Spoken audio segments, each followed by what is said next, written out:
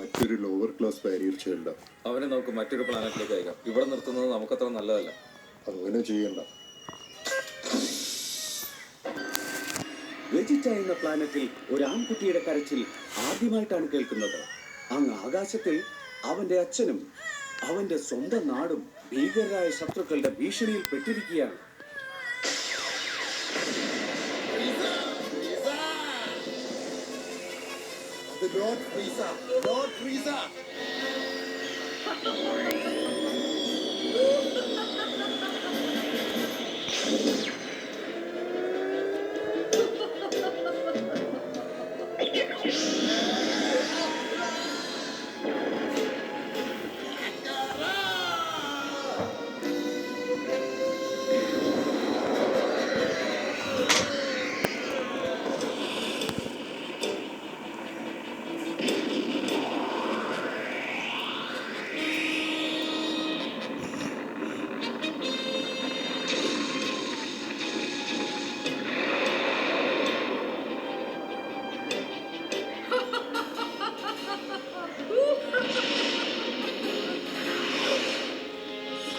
കേട്ടോളൂ കാക്കറോട്ട്, അച്ഛന് കഴിയാത്തത് നീ ചെയ്ത് കാണിക്കണം.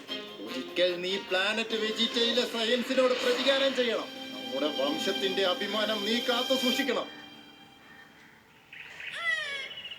ഇപ്പൊ എന്താ സംഭവിച്ചെന്ന് വെച്ചാൽ അങ്ങ് ദൂരെ ഒരു ഗ്രഹത്തിലുണ്ടായിരുന്ന ഈ കുട്ടി ഭൂമിയിലേക്ക് വന്നു വീണു.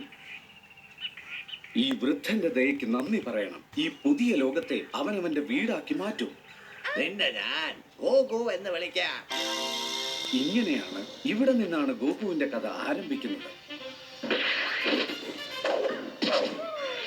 വർഷങ്ങൾ കടന്നുപോയി. ഗോകു വളർന്നു വലുതായി. പക്ഷേ ബുൽമ എന്ന പെൺകുട്ടിയെ കണ്ടു കഴിഞ്ഞപ്പോൾ അവന്റെ ജീവിതം ആകെ മാറി. ഡ്രാഗൺ ബോൾസ് കണ്ടുപിടിക്കാൻ അവൻ അവളുടെ കൂടെ കൂടി. 7 മാന്ത്രിക പന്തുകൾ കൂടിച്ചേരുമ്പോൾ ഷെൻറോൺ ഡ്രാഗന്റെ രൂപം പൂർണ്ണമാകും. ഒരു ഘട്ടം പൂർത്തിയാവും.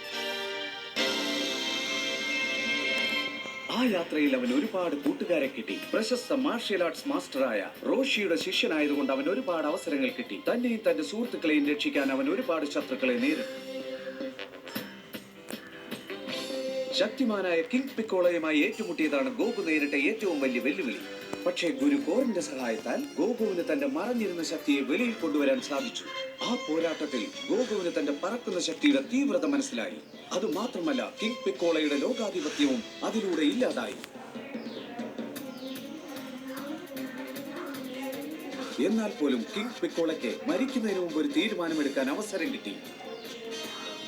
3 വർഷങ്ങൾക്ക് ശേഷം പിക്കോളോ ജൂനിയർ ഗോകുവിന്റെ മുന്നിൽ അവന്റെ അച്ഛനെ കൊന്നതിനുള്ള പ്രതികാരം ചോദിക്കുവാനായി വന്നു. അത് മാത്രമല്ല, അത് നടപ്പിലാക്കുവാനുള്ള ശ്രമങ്ങൾ തുടർന്നുകൊണ്ടേയിരുന്നു. വീണ്ടും ഒരു വലിയ യുദ്ധം ആരംഭിച്ചു. തുല്യ ശക്തനായിരുന്നിട്ട് പോലും ജൂനിയർ പിക്കോളയ്ക്ക് ഗോകുവിനെ തോൽപ്പിക്കാനായില്ല. അത് കഴിഞ്ഞ് 5 വർഷത്തിന് ശേഷം ഗോകു തന്റെ കളിക്കൂട്ടുകാരിയായ ചീച്ചിയെ വിവാഹം കഴിച്ചു. 2 പേരും ഒന്നിച്ച് സന്തോഷമായി ജീവിച്ചു.